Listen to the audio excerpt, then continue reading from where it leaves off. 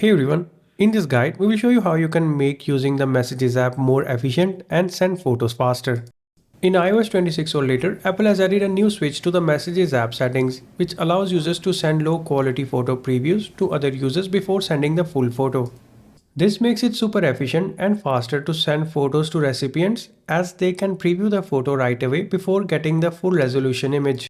And when you are running low on data and low data mode is enabled, the iPhone will only send low quality photo previews to save bandwidth.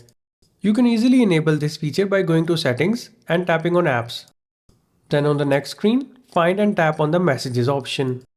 Finally, look for the Send Low Quality Photo Previews option and enable its toggle.